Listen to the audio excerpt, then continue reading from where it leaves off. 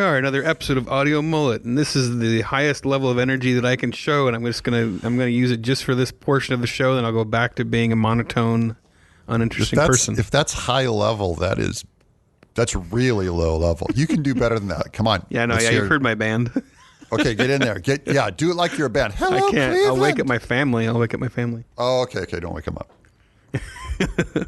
Hello, everybody. It's Audio Mullet. Oh, are you out there, Fresno? Hello, Fresno. We are Lunar Active. Bump, chicka bump, bump, chicka bump. That was a little slow jam. Yeah. Well, I'm Doug Tenaple, and that's Ethan Nicole. Yeah, you're better at the introduction thing. I figure if you're like on episode 32. Oh, we're up. 33. This is episode 33. Mm-hmm. Episode 33. Ethan's over there with the pipe. Deep. Yeah, we're a year deep on this show now. Wow. With the hiatuses, right? Yeah. Didn't we figure that out? I think I just got my Twitter is like congratulating me on my 1 year anniversary of creating Mullet Audio Twitter. I can't believe it's already been a year. Yeah, that's crazy. The older you get, time goes faster. Mm-hmm. Time goes by faster. That's just a fact. This has all been a blur. Yeah. And we're really not that big for how good we are. Are there analytics? Can you see? We're still like just around. It's around 1,000 downloads an episode. That's shameful. We should be 100,000. Sad. My imagination is too big for like how big things can be. Because we talked last episode about making it and like how big it can go or whatever. Yeah. And like everyone's like, oh, you got all this money, on Earthworm Jim. You made 800,000. I was really depressed because I wanted to hit 1.5 million. I think way bigger. Yeah, I remember when I used to hang out at your big, nice house in Glendale, and I was like living in this tiny room, making no money. And you'd be like lamenting, like, oh, I don't know what I'm going to do. Like, or you'd be talking about, I only made, or you'd say something like 20 grand is just nothing, like 20 grand is nothing. 20 grand is what I'd be set for a year if you give me 20 grand, like at least a year. Yeah. I have 4 kids. Yeah. And I think 4 kids, rent, I'm sole provider. You got to make some money to be. And the other thing is just making money this year doesn't cut it because next year will be zero. Yeah. So there's lots of times that I'll make $200,000 and then I won't make anything for the next 3 years. Yeah, that's the frustrating thing about taxes too, is they treat everybody like however much money you made that year that's your life. Like you make that much money. So we can take this much of it. But if you've been making nothing for years, it's almost and then, half. It's like you have one really good year, and then they're like, "Oh, cool, we'll take half that," or more. And my agent on all the Hollywood stuff gets like 15%. Yeah, that's like. I always felt like I was ripping them off until I got that 3-year VeggieTales gig. Oh like they barely had to do anything, and they got 3 years worth of my income. Payola, chunk baby. of it. I'm like, man, you guys are paid up for a while. You better get to work. Yeah. I don't feel bad now giving them like cheap little deals. Yeah. We share the same so much money for nothing. We share the same agent. Yeah. Is the deal. Oh my. So they were making money off you and me. Man, how much do they make off you? And Eric. That's a Eric, lot. the writer. Eric, I'm always trying to pad. I'm helping my agents pad everything out by hiring. They probably made clients. more than all of us. No. They probably made more than I did on that deal. Yeah. Well, they do, and I was probably making 10% of what you made. Well, there's sometimes your agent rips you off, and sometimes you rip off your agent. Yeah, because there's also been deals where I paid them 15%, but they doubled my income because of their negotiation. Mm-hmm. So it's like, and they didn't say, hey.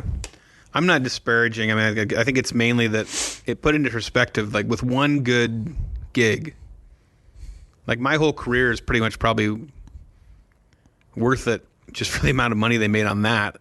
I mean, they made way more money on other people. Oh, yeah. But I just went like, okay, for the amount of work that they put into my career, like they've been well paid.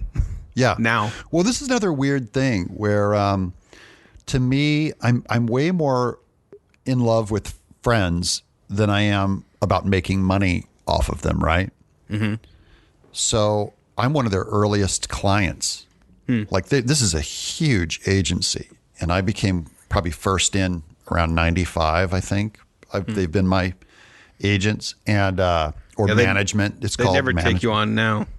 Oh no, but that's what I mean. Is like I'm like their guy, and we're such good friends that I can't imagine, even if someone was to make me more money, I wouldn't drop them. Mm-hmm. It's more about friends and family now.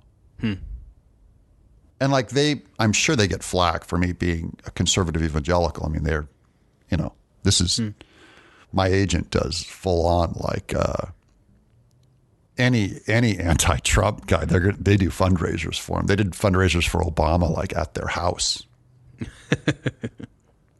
So I'm not, but they wouldn't drop me because we're friends. Mm-hmm.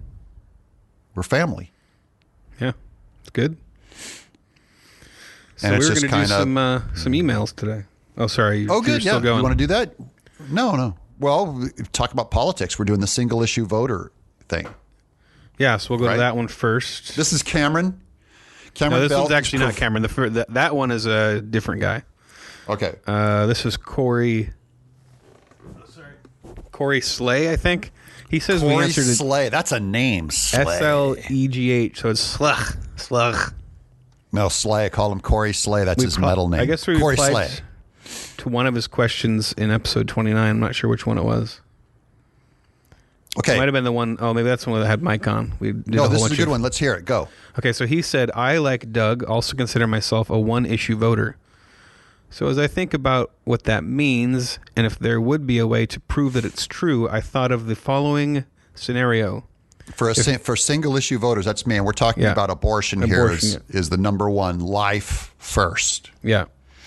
If Hillary Clinton were to do an about-face on the subject of abortion and truly embrace a pro-life stance, and if she threw her hat in the ring for 2020 and somehow wrestled the nomination away from the leftist abortion-crazed mob, do you think she could beat Trump?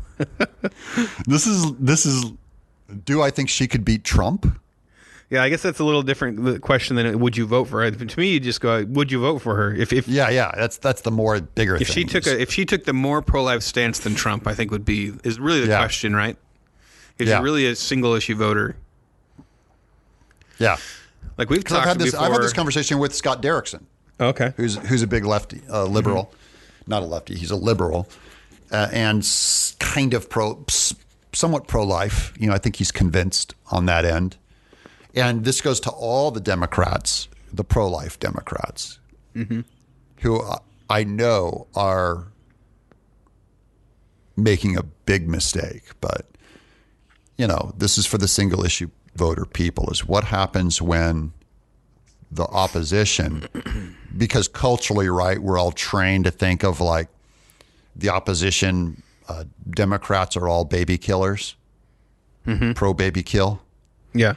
And the pro-life ones, they dismiss it by saying, that'll never be, that issue will never come up. Roe will not be overturned, even if you do whatever. That's what I hear from all the ones who want to hold on to their Democrat-ness, but still oppose baby killing. Yeah, so. My answer is it would be very hard to vote for Hillary, even if she was pro-life. Because, by the way, I never believed that Trump Hillary was. Yeah, I wouldn't trust her.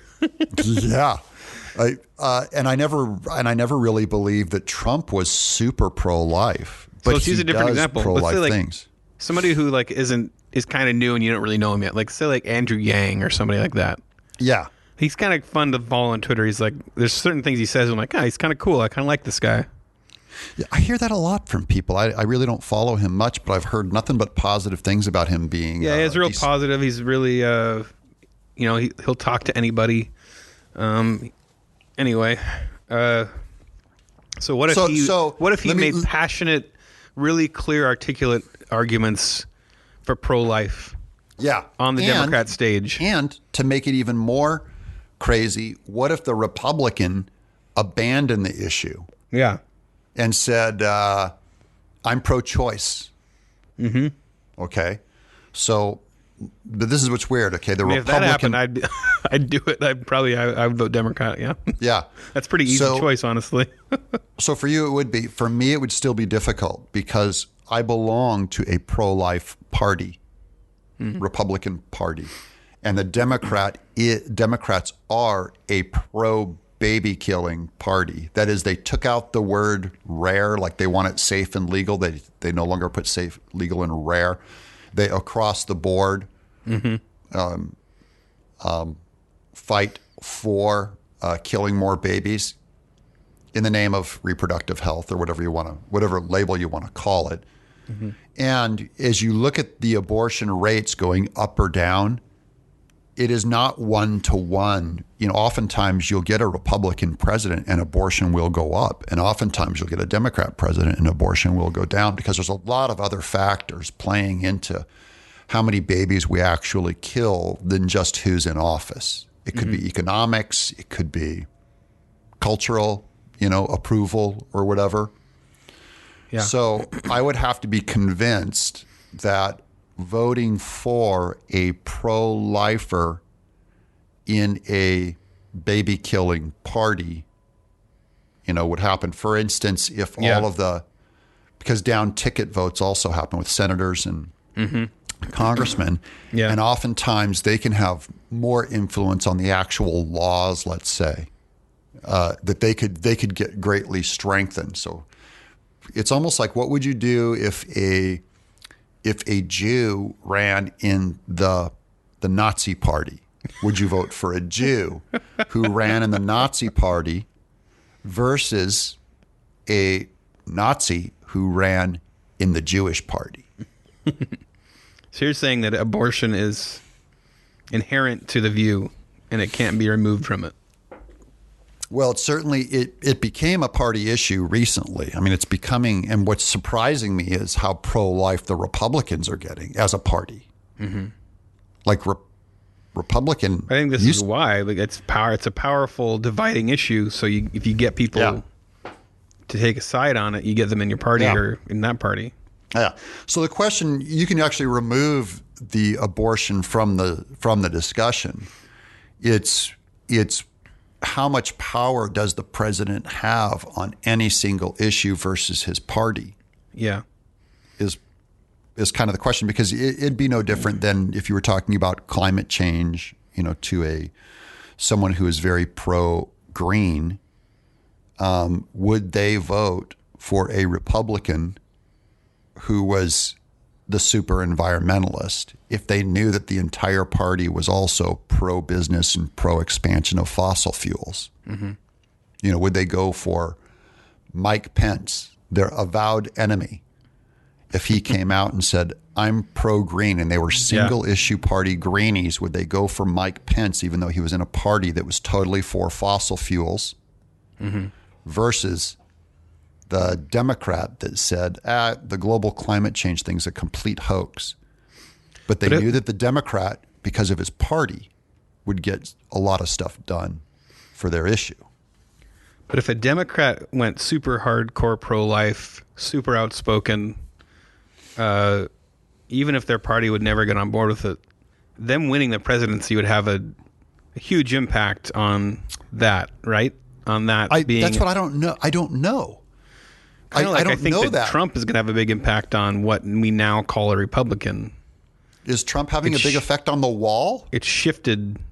Well, no, that's what I'm saying. But I'm saying, like for instance, the way that he conducts himself, it's now, you know that from here on out, I mean, I don't know for sure, but like there's a shift with each candidate, especially somebody like that completely throws a wrench in everything. Yeah. That it kind of almost redefines the boundaries. Sure. Like a new Republican that comes out and has a bad mouth or, swears or whatever, like it's not going to be as shocking now. It's going to change. Like before, it would have been so shocking. Yeah. And so at least it might change the whole idea that you can't be on like that pro-life is bigger than it's not just half the country. It's bigger than half. Yeah. Just by that president winning that nomination, it would at least make that statement to all these politicians that are paranoid about, I believe there's probably a lot of people on the left that might budge more on pro-life stuff if they didn't think it was like it would completely destroy their political career. Yeah. Yeah. Well, the thing is, they're all followers, right? I'm a single issue voter because of that issue. Mm-hmm. I am a Republican because of that issue. If the Republican Party went against that issue, and it's not just the issue, it's who is killing, what is killing the babies. Yeah. So it's like, if I was convinced that the Democrat Party ended abortion, like our abolitionists, I could easily vote Democrat. I could easily vote for AOC. Mm-hmm. I could easily vote for Nancy Pelosi. I could easily vote for Biden. Easily. I would have to be convinced that it was long term going to stop that thing from happening. Yeah. That's how I am with all my issues. Is I don't. For instance, like I've said, Trump is not, I don't think, a true deep down inside pro-lifer. Maybe he is. He's talked about beautiful babies and things like that. He's probably also had women paid for their abortions. But on that issue, he is doing incredible damage to abortion and doing incredible good things for preserving human life, say by the judges he picked. Yeah. Yeah. So I'd have to be convinced by that. I'm only saying it's way more deep and complicated than just what does the president mouth? What does he say? True. It's like you have to look at what he does. And so a lot of it's kind of a trick question of like, oh, really? Would you're so single issue. Well, what if Hillary came out? What if Hitler was pro-life? Yeah, what if Hitler was pro-life? Would you go for him? Yeah. And you just go, well, what exactly do you mean? I'm not just some dumb guy voting for someone who rolls out an issue, and I know that nothing will be done with it. I'm still going to support him just because they aped the issue. Because she could be very pro-life, and her entire party could go, we're going to undermine this because we have to keep abortions safe and legal and everywhere. Yeah. I want to dismantle the whole institution. I'm an abolitionist. I'm an abortion abolitionist. What will abolish it? If voting for Trump will abolish it, no amount of him saying grab a woman's pussy is as evil as one abortion. Yeah. One abortion is more evil than everything Trump has done unless it kills more innocent human life, which you could make an argument that some things do kill innocent human life. But and I think that's one reason. Like when I say single issue voter, a lot of the issues I lean a direction on, like economics. Yeah. I tend to think that, letting people who run their businesses decide what to do with their money generally is better than the government with all their experts deciding what to do with it. Right. But I don't know. There could be a society where that works. You get the right people and the right amount of money, and it works, and it's great. Same with a lot of environmental stuff. Like maybe, I'm not saying I don't know what's true, what's not. Like I just lean this direction that it feels like the government using this as an issue to get money or for power. But I don't totally know. But like this is the one issue where I black and white know it's wrong to kill babies. And I'm saying it's not a gray area for me. And I would trade it for almost any other issue. So if someone said, "What about a 90% tax rate?" I would be for a confiscatory 90% tax rate if we could abolish abortion. Yeah, we talked about, remember one time we were talking about, like, if we just did a straight across the table trade, abolish the death penalty, abolish abortion. We'll just do it. Like, we'll just end them both. Yeah, so everyone who goes like, oh, you're pro-life, huh? What about killing mass murderers? Yeah. And I go, oh, you mean the way that we put to death what is it, like maybe 100 people a year, if that? versus killing 1 million babies. Yeah, you can have the death penalty. Fine, Yeah. we'll abolish the death penalty and let's abolish abortion. They're like, well, no, because we want to kill them babies. We gotta. They don't even Messed up. Okay, next. What's the next? Next one. All right. So we did one question from Cameron Belt last week, but he sent us a little list, so we're gonna go. Cameron Belt is good content creator. He's a good dude. We like Cameron Belt. Dude. We like him. All right. So his next question was, where do you draw the line of being humble and accepting constructive criticism, and knowing that you're good enough doing things the way that you are already doing them? Yeah. So, like, you can get criticism that's actually not valid, and it's how do you know the difference? I had a guy on my YouTube channel just really go off. It was really important to him that I admit that I have pride and that I would change my position on a certain issue if I just gave up my pride. And I went back and forth on him. He was really convinced. The problem is I totally 100% conceded the issue that I am an incredibly prideful person. That pride is probably my number one problem, as it is with every single person's problem is pride. I think that's number one man's biggest problem is pride. So, of course, I would have a problem with pride. I think they look at me and go, you're famous and opinionated and rich, therefore you are just pride incarnate. And I'm like, no, actually, given what I know of the human condition, I am normally prideful, and probably so are you. Like the guy is probably also consumed with pride and has a real problem with it.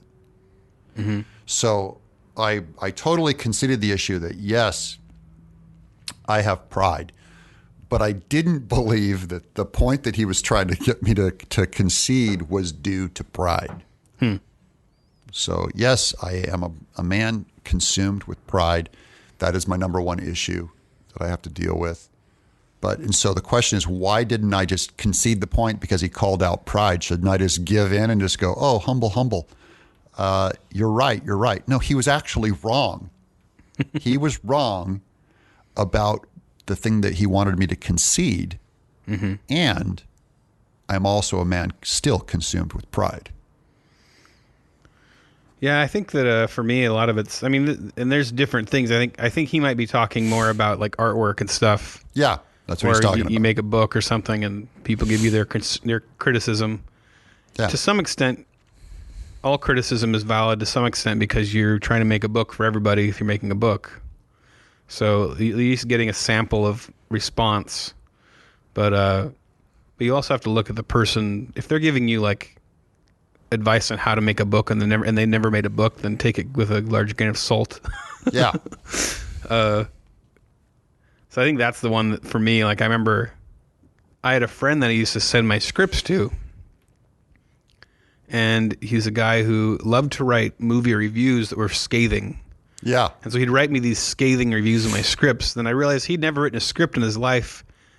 And he liked to hear himself talk when it came to like criticism. He liked to criticize. Yeah. He'd like do this like weird like alliteration and like use all these buzzwords. I'm like, nobody's going to read this but me. Yeah. But I realized like he wasn't helpful for me to like, I wasn't getting good criticism from him because I think the end result for him was criticizing. Like he enjoyed it. Yeah. So yeah, I think picking those people out, but because you also know, like when you, the first time you complimented my artwork, you had nothing to gain by complimenting it. Yeah. So that was much bigger for me than other people. Yeah, and I don't tend to compliment things I don't like. Like I think it's mean to do that to bad artists, to compliment things that aren't good. Yeah, you'd already got like years of criticizing my art under your belt. Yeah, you'll see me tear stuff apart, including my own work. I tear my own work apart. I'm running it through my head, going, "Is this good? What can be improved?" And if I showed it to another professional, they'd be able to pick out legit weaknesses. So it's not, I think when do you concede something? When you're convinced and when they've provided good, true critique of it. Mm-hmm. You say, that's when you give up your ground, when they're right. Yeah. And just because you believe something doesn't make it right. In fact, anyone who's been wrong, all of us, ought to be pretty open to what people would say about our art and our life and our ethics and the way I conduct myself in public and all that stuff. It wouldn't surprise me that I got a whole lot of things wrong. So I'm looking for that correct critique where I need to change myself to something else, or at least admit that it's wrong. Like we talked about cussing last time. Mm-hmm. And if someone comes in and goes, hey, and I'm going like, yeah, I agree with you, cussing's bad, and I do it. But I'm not defending the ground that some people do. Like, where just because I do it, I have to defend it now as the new good. Yeah. Yeah, and it's finding somebody who's willing to tell you like negative criticism in a loving in the right way. That's not just to be a jerk. Is a valuable thing to find. So don't write that off.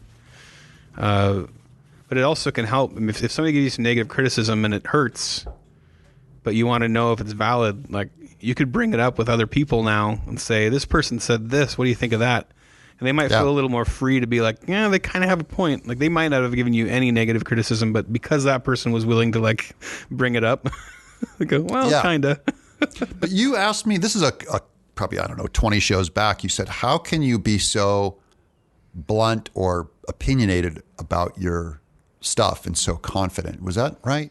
Isn't it something like that? Yeah, I think it's when I grilled my quote unquote grill of you. The Doug TenNapel grilling is how can I be so sure of the things, like your opinions and stuff. Yeah, my opinions and things. And I'm not sure of all of them, right? Like I believe as an example I used back then is I'm kind of iffy on pacifism. Yeah. That I'm not a pacifist. I'm a warmonger, but I could be wrong on that. Mm-hmm. I'm not wrong about abortion. I know I'm not wrong, and so I look like the bad guy by being so sure. Mm-hmm. I'm like, no, I know it. There's certain things I know. Yeah, I know Jesus died for me and rose from the dead. I could be wrong, but I'm pretty sure I'm right. I know my wife loves me. If someone comes up and goes, why aren't you more humble about that? Why aren't you more open to the idea that maybe she doesn't love you? Maybe she's just using you, or maybe you've just made some agreement, or it's just particles barking, or maybe you're just full of lust or whatever. I'm like, no, I actually love her, and I know I do. And you're wrong, and I relish in how wrong you are. and I dance on the grave of your wrongness. And they're like, you can't do that. You got to be. When are you going to be more humble about your love for your wife? Yeah. Okay. Do we all have to walk around guessing, going, I don't know. Yeah. I don't know anything. They're mad that you know something. Science can't prove it. Yeah. But it's like a false humility, right? We all have to live in this relativist mush. You can't know. You can't stake ground. You can't pick either party. Right. You can't pick a religion and know you're right. Mm-hmm. You can't know your values. Yeah. But then all the atheist scientists are like, no, we know. Evolution's like, it is like conducted fact. Yeah. It's conducted fact. And anyone who doesn't believe this must be ostracized and mocked. Mm-hmm. So no one ever goes and gives them the humble talk. Yeah. Let's get humble about evolution and climate change. And redistributive wealth and expanding government. Let's get humble. When are you guys going to humble yourself? All right. That's that one. Screw everyone. What's next? Is there such a thing as too many fart jokes? That's my answer.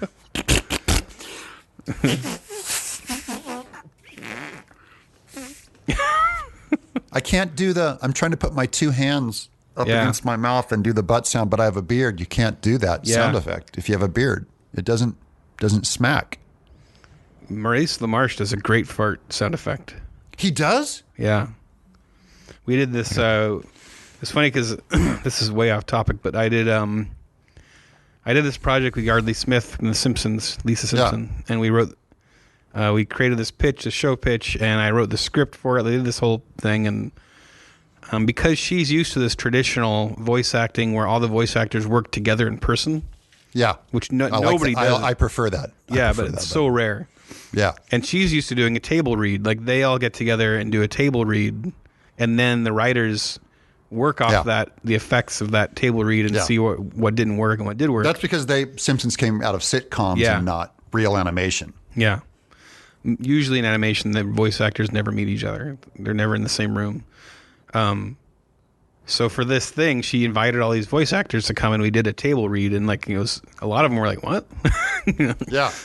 But it was a crazy experience because we had this get together with the script that I wrote, which was embarrassing because I always feel like all my scripts suck, and it was Yardley Smith and Maurice LaMarche was there, Tara Strong was in there, Mick Wingert, just all these awesome. Kevin Knight. The guy that does like Shredder and stuff, the big black guy with the deep voice. Yeah. Amazing, just this amazing cast of voice actors. Ken Marino was there who's on Axe Cop, played Flute Cop. Yep. This is crazy, and they're all there live, and so we read my script, but there's this part. They are the best actors in Hollywood, by the way. These voice actors who just use their voice. Yeah. They are on fire talent. There was a scene in the script where the characters find themselves on this planet with these plants that make fart noises, like the fart plants. And there's no sound effects. So you're writing Shakespeare. Yeah. So there's no call outs in the script for any fart noises, but Maurice just started doing them. He just would throw them in there. He had everybody rolling because he did this like thunderous. He'd put his entire arm in his mouth and do this just giant farts. It was amazing. Oh, that's good. And it was this funny moment that no one else will hear but us. So. I have a diarrhea fart sound effect. Oh, yeah? Okay, let's hear it. Yeah.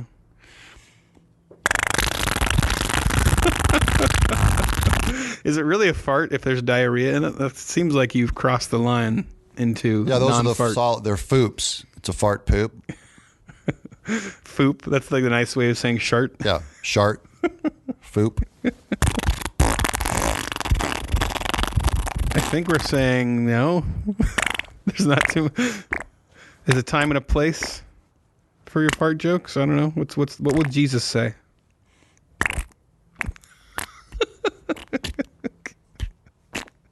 You can't stop.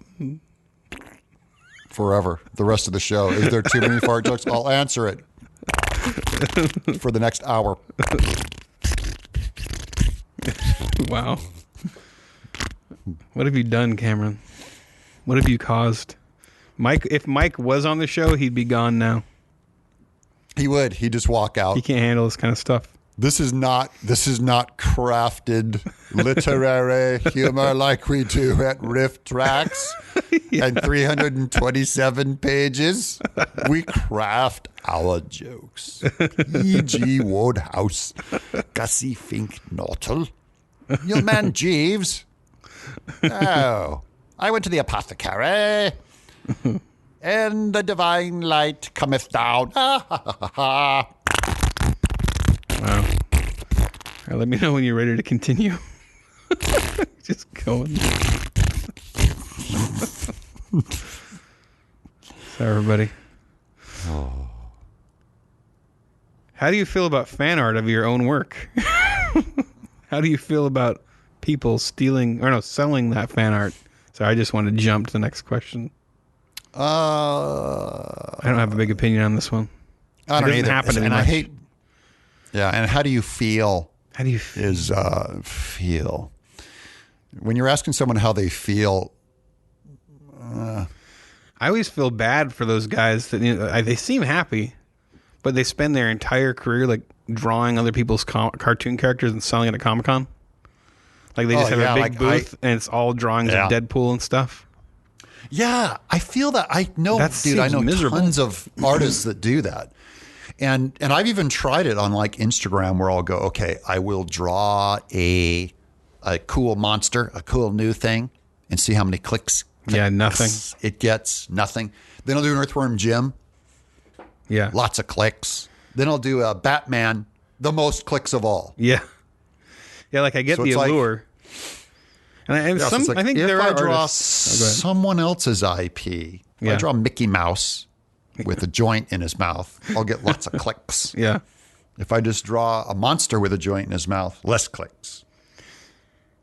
There's some artists that seem purely happy drawing other people's IP. Like, and I don't know if it's purely because it makes more money, or do you think there's some people that just like doing that?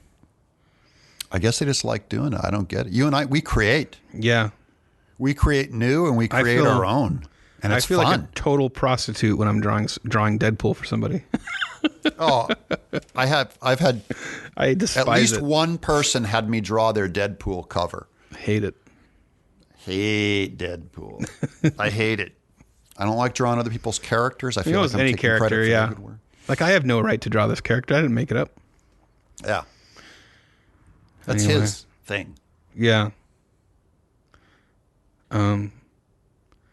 So if you saw somebody who'd drawn their Earthworm Jim and they were selling that art, would you have a problem with that? No.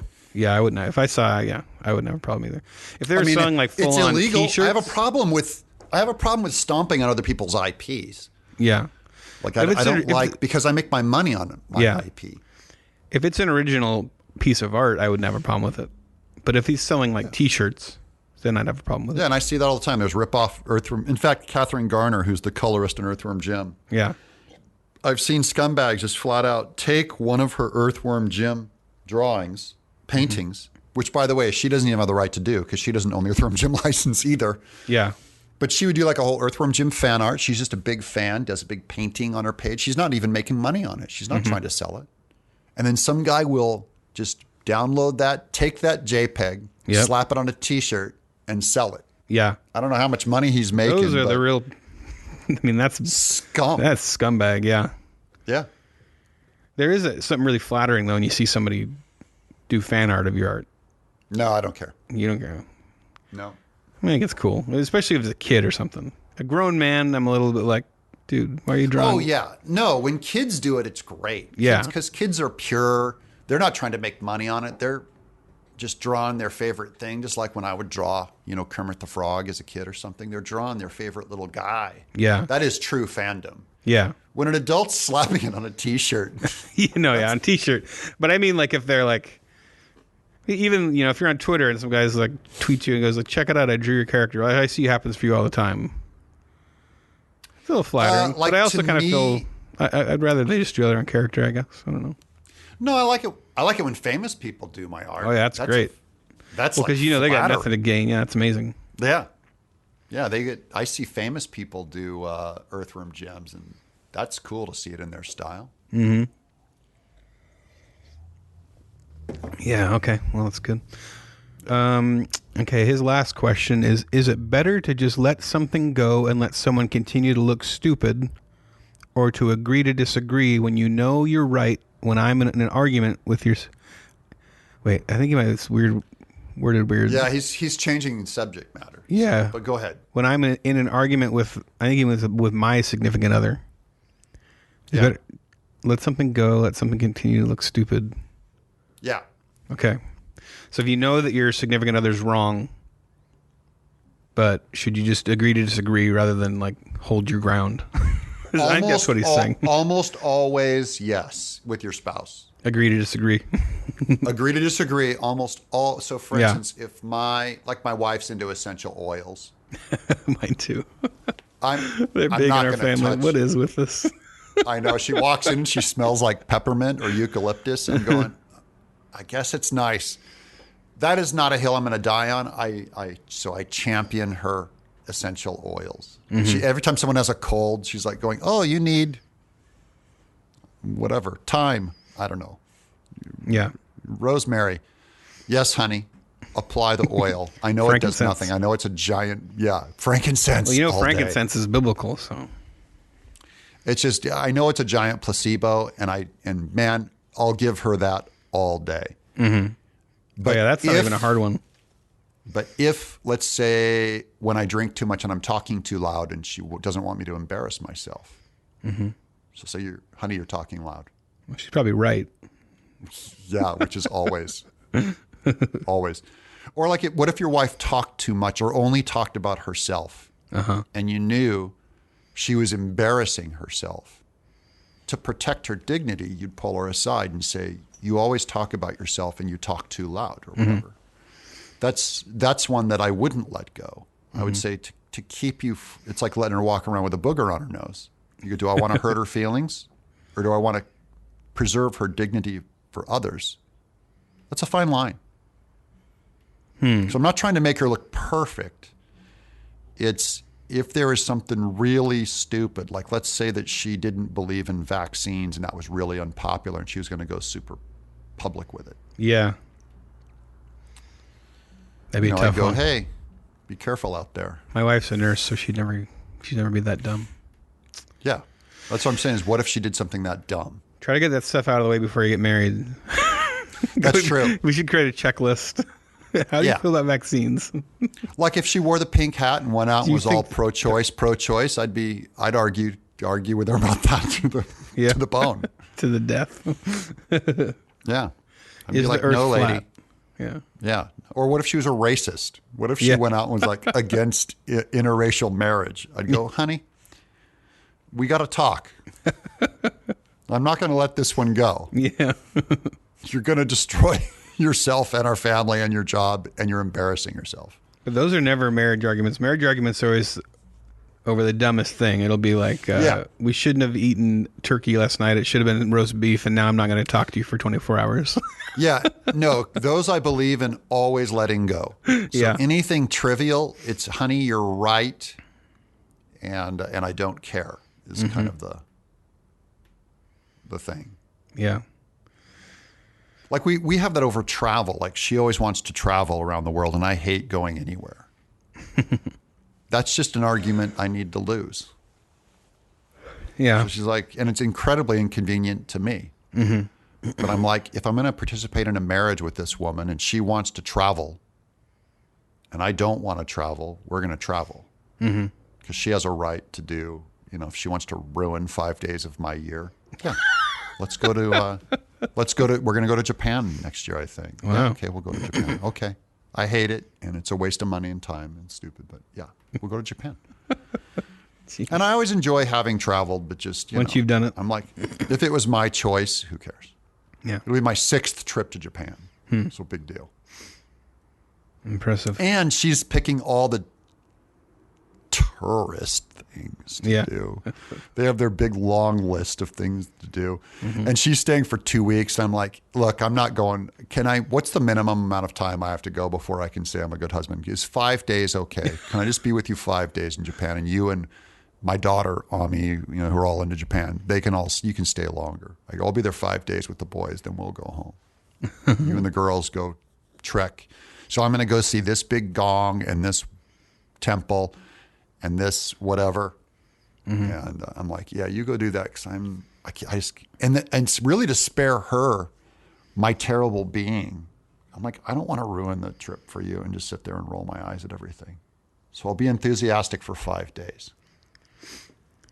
Yeah, I guess this question is like, if they're taking a position that makes them look really stupid, but they won't let it go, at what point do you? Yeah. Well, in this case, I look stupid for not wanting to go to Japan. Yeah. So I won't let it go.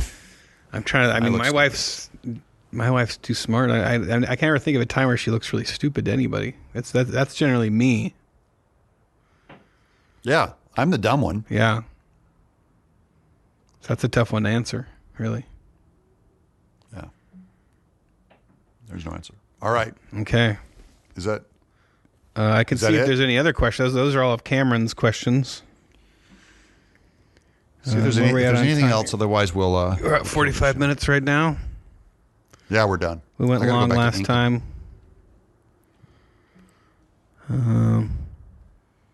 We gave them more than they deserved last time. Yeah, we did. We did a lot. Yeah, you guys don't deserve all this. time of ours. This show's been brought to you by Fresh Box. Freshbox.com. It's a fresh cardboard box. You know, Ethan, sometimes I'm just hungry and I don't feel like cooking meals. Yeah. And I just think to myself, I wish I had someone that would bring me some Der Wiener Schnitzel. Yeah, but you just stick it in the microwave and it tastes just like real food. Tastes just like when Mom used to bring home Der Wiener Schnitzel. Der Wieners. Get a Der Wiener dog. I want a Der or- Wiener dog, a Polish dog, chili dog, kraut dog, mustard dog. Just like with a sweaty bun. Mm-hmm. Now you can buy through foodboxinabox.com. Fresh Box. Freshbox.com. We'd like to thank Freshbox.com for supporting this show. Yeah. And Purple Mattress. Wait, is that real? Purple Mattress. Is that real? That And we'd real. like to thank Purple Mattress for funding our show and for agreeing with everything controversial I've said. Yeah. Thank you, Purple Mattress. We agree with everything Doug says. Purplemattress.com. When it comes to your house, this is a huge, by the way, it's a huge mattress that comes in a huge unruly box. And when you pull it out, you go, I can't believe that mattress is purple. Purplemattress.com. You can sleep on it for like 3 years, and if you don't like it after 3 years, they'll take it back, no questions asked. You can pee on it. Yeah, you can just cover it in bodily fluids. Cover it in bodily fluids and say, I want to send this back. You can stuff it with dead bodies. Stuff it with dead bodies. In fact, it comes with dead bodies already in it. That's the purple. Say, I can't believe I got a purple mattress full of dead bodies. Purple decomposing mattress. Purple decomposing. They're decomposing mermaids.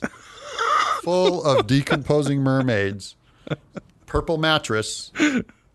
You'll sleep on it, but you'll want to eat it. What? Fact. It's a fact. Well, you're going to be eating some decomposing mermaids when you go to Japan, because that's what sushi is, right? Man, that's the specialty. They're still wiggling. They're like they accidentally catch them when they're trying to slaughter dolphins. Sometimes they'll catch a few mermaids. They serve them up. Serve them up. Tender. Things are different over there. Yeah. Yeah, I've never been there. They got vending machines of like girl underwear, I think. I've heard. That's what I've heard, and I never saw that. Never saw that? They do have vending machines. I just like looking at all their little cans of drinks. Oh, yeah. They just have it was weird. Little coffees and little, it's like grape peel flavored candy and stuff, gelatinous, barely sweet candy. And It'd be cool if they had vending machines of men's underwear, because there's been times where I need that. yeah. Oh, I was just telling Angie, the beloved Miss Tenaple, last night. I was saying at my funeral, I wanted to give away prizes. Mm-hmm. I'm gonna have a giant obscene funeral. It's all dark humor funeral, and I'm going to run the whole show. Okay. Because when else can I get all my friends and everyone who knows me? I'm gonna do a cry check where I'm gonna on video. I'm gonna come out. It's gonna be like a Max Headroom thing. I'll have an open casket. I want a vegetable tray on my chest, and I'm going to tell that only true people who love and respect me will eat from this vegetable tray. Nasty. So look around you and see who hasn't eaten the vegetable tray because they really don't respect me. And then I'm also going to do a cry checker and say, look to the person to your right and left and see who isn't crying hard enough at this funeral. They never loved me, and they're not my friend. I want to do a cry check at the funeral. I'm going to say, look to the person to your right and to your left. Who isn't crying? Cry louder. And then my other thing is I'm going to give away prizes. So I'm going to say, everyone look under your seats and pull out, someone's got a prize. And they're going to pull out a Ziploc bag. It's got a pair of my dirty underwear in it. I'm going to say that is the only known dirty underwear left of me in existence today. And if you throw it away, you throw away the last known artifact of my dirty underwear. So you are the holder and the keeper of my dirty underwear forever. You're assigned Frame to it. So whoever sat in that seat, they will. And if they throw it away, that's just very disrespectful. Yeah. I'm going to tell them I take this stuff very seriously. Please hand that. You will. I command you in the name of a dead guy. I command you, if you honor me, to pass that on to your children. You are the holder of my dirty underwear forever. This is Audio Mullet. That's it. That's it. Yeah, I have to pee. All right. Audio Mullet, a mullet of audio smashing you in the face. Audio Mullet, short and front, long and back, it's a fact, it's the Audio Mullet.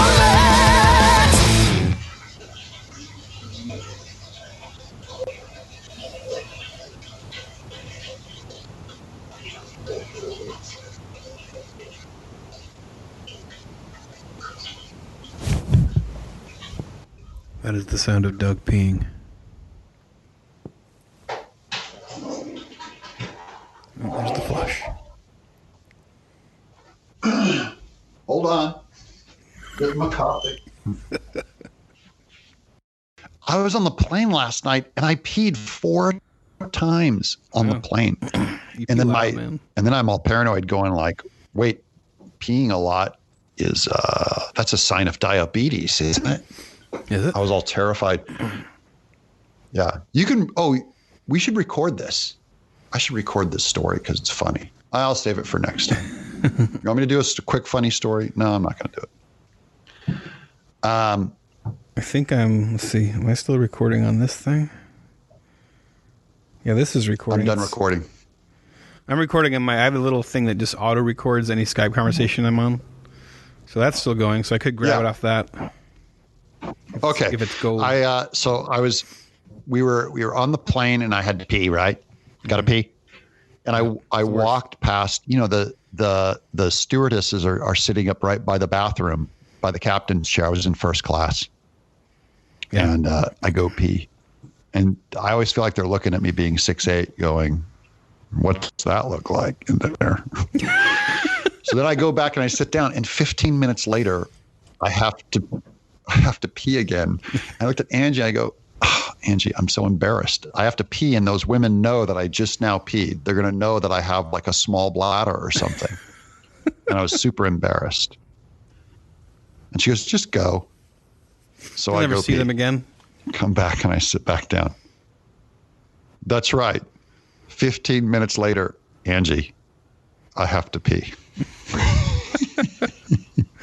That's where you start thinking, like, now. Could I pee in this bottle? Could I pee in that little pocket in the back of the seat? Yeah. Anybody notice? So now I walk past them, and now it's like the pee of shame. Mm-hmm. I feel like I know that they're not looking at me, but I feel like they're looking at me, trying not to look at me, going like, how many times is that guy going to go pee?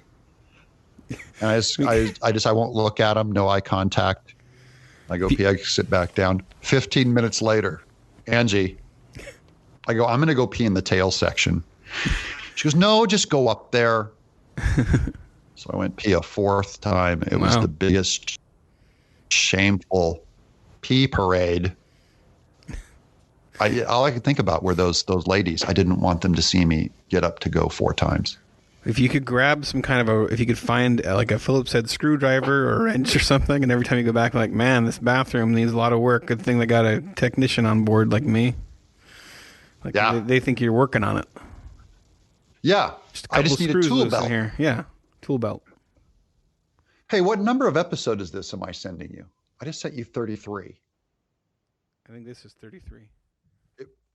It's 32 and 33, right? Yeah.